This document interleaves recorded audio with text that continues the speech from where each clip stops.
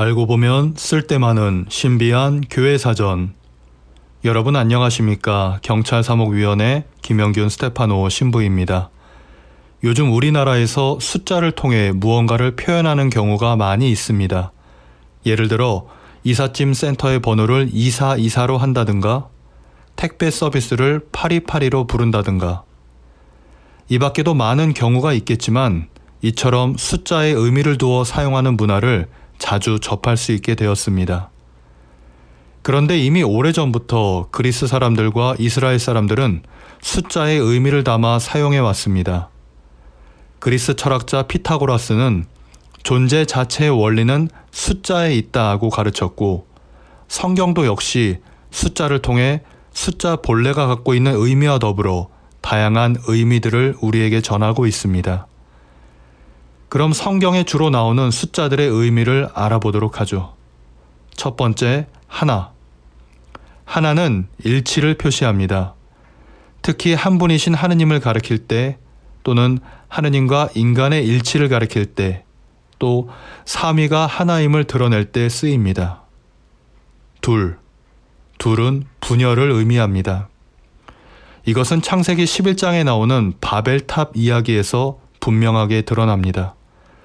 원래 모든 것이 하느님을 중심으로 하나로 일치되어 있었는데, 인간이 죄를 지은 결과 그 하나가 무너져서 모든 것이 둘로 갈리어 이 세상에는 분열이 생겼다는 것입니다. 셋. 셋은 완전함, 가장 뛰어난, 최고의 뜻을 갖고 있습니다. 이사야서 6장에 보면 거룩하시도다, 거룩하시도다, 거룩하시도다, 온누리의 주 하느님 하며 천사가 하느님을 찬송하는데, 거룩하시다를 3번 반복한 것은 하느님이 가장 거룩하신 분임을 표현한 것입니다. 신약 성경에서도 삼위일체뿐만 아니라 예수님이 3차례의 유혹을 받기도 하셨고, 사흘 만에 죽음에서 부활하심으로 해서 구원 사업을 완전히 이루셨음을 드러내셨습니다. 넷. 넷은 자연을 의미합니다. 성경 안에서 넷이라는 수는 하느님께서 창조하신 모든 자연을 표시합니다. 창세기 2장에서 강 하나가 에덴에서 흘러나와 동산을 적시고 그곳에서 갈라져 4줄기를 이루었다며 하느님으로부터 이 세상 모든 자연 만물이 시작되었음을 말하고 있습니다. 에제키엘 1장과 요한묵시록 4장에서는 4마리의 생물이라는 표현을 통해 모든 자연 또 모든 세계가 하느님의 어자 둘레에 있다고 표현합니다. 다섯. 이 다섯이라는 수는 성경에 자주 쓰이고 있는 수인데도 불구하고 그 유래가 아직까지 성서학자들도 아직 잘 모른다고 합니다. 앞으로 더 연구가 진행된다고 합니다. 여섯. 7은 완전을 의미하는 수인 만큼 6은 무언가 결여된 또 부족한 상태를 뜻합니다. 그래서 성경 안에서 6이라는 숫자는 선이 결여된 상태, 즉 악을 상징할 때 주로 사용됩니다. 열왕기 상권 10장과 역대기 하권 9장에서 한 해 동안 솔로몬에게 들어온 금의 무게는 666탈렌트였다는 표현이 있습니다. 금은 인간의 탐욕을 나타내는 대표적인 상징으로서 그 양을 표현함에 있어 6을 3번 반복하는 666은 그것이 얼마나 인간에게 큰 악인지 강조하는 표현입니다. 요한묵시록 13장에서는 하느님께 대적하는 짐승의 숫자를 풀이해 보아라. 사실 그것은 어떤 사람의 숫자이니 그 수는 666이다 라고 기록하였는데, 이는 나쁜 숫자인 6을 666이라고 3차례나, 즉 완전히 겹쳐 놓음으로 해서 가장 악한 적 그리스도를 표현한 것이라고 학자들은 보고 있습니다. 7. 7은 성경 안에서 가장 중요한 수로서 완성을 의미합니다. 성경은 7이라는 수를 정말 많이 또 많은 곳에서 사용하고 있습니다. 하느님께서 천지 창조 후 일을 마치고 강복하신 것은 7일째 되는 날이었으므로 이스라엘은 일주일간을 7일로 정했습니다. 레위기에서는 7년째 되는 해는 땅에 안식을 주어야 한다고 했고, 여호수아가 예리코에서 7일째 되는 날 성을 7바퀴 돌고 기적적으로 예리코 성을 함락시킨 일, 그리고 신약성경에서 예수님께서는 빵 7개로 5,000명을 먹이셨고, 형제를 용서할 때 7번씩 70번이라도 용서하라고 가르치셨습니다. 요한묵시록에서는 거의 매 장마다 7이라는 숫자를 통해 하느님의 나라가 어떻게 완성될 것인지 나타내고 있습니다. 8은 새로운 출발을 의미하는 수입니다. 노아의 방주 이야기에서 홍수로 인류를 멸망시킨 하느님은 노아를 통해서 8사람만을 살리시어 새로운 인류를 시작하셨습니다. 성경에서 열은 하느님께서 주심을 표현합니다. 창세기에 보면 아브라함이 하느님께서 주신 모든 것의 10분의 1을 하느님의 사제 멜키체덱에게 봉헌했다고 하고, 레위기에서는 땅에서 수확한 것의 10분의 1을 주님께 도로 바친다는 규정이 있습니다. 신약 성경에서는 예수님께서 10명의 나병 환자들을 거저 고쳐주신 기적 이야기가 나옵니다. 12. 성경에서 12은 7에 못지않은 중요한 숫자입니다. 특히 이스라엘 사람들에게는 12이 특별히 중요했습니다.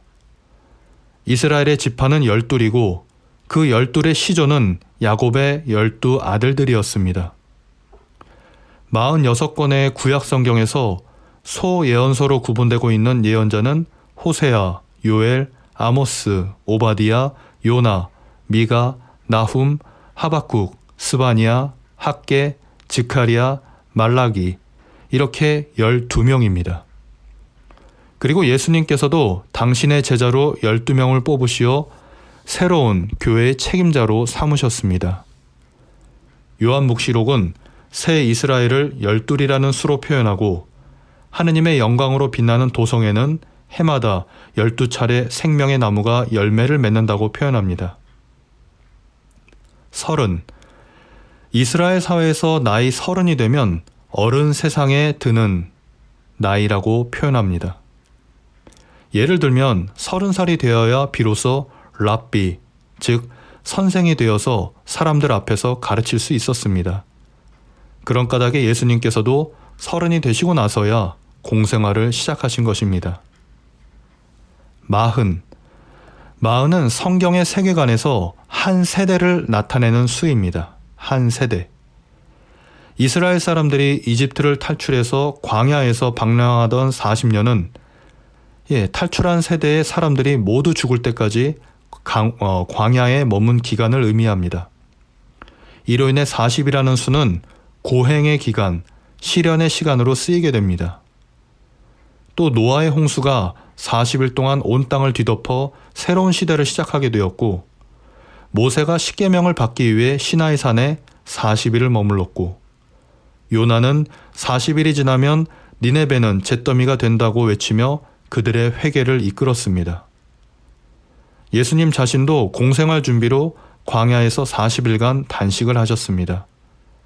그런 뜻으로 교회도 40일간의 사순절을 통해 부활을 준비하는 것입니다. 1000. 성경에서 1000이라는 수는 아주 많다는 의미로 쓰입니다. 왜냐하면 히브리어에는 1000 이상의 수를 가리키는 말이 없습니다.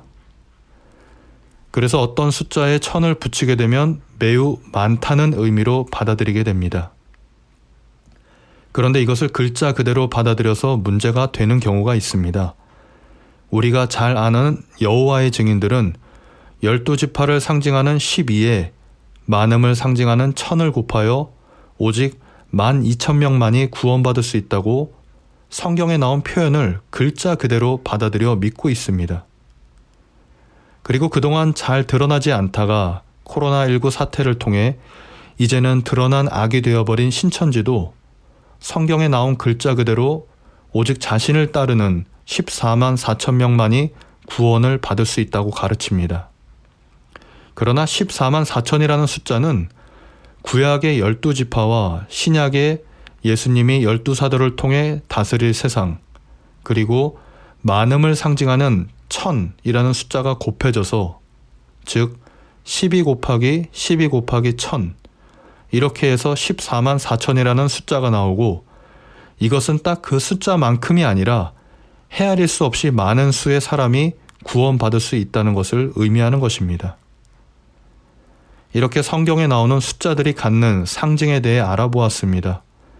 아직은 많은 것들이 신비로 가려져 있지만 조금이나마 이러한 상징들의 의미를 파악하여 성경을 읽는데, 그리고 하느님을 알아가는 데 도움이 되셨으면 합니다.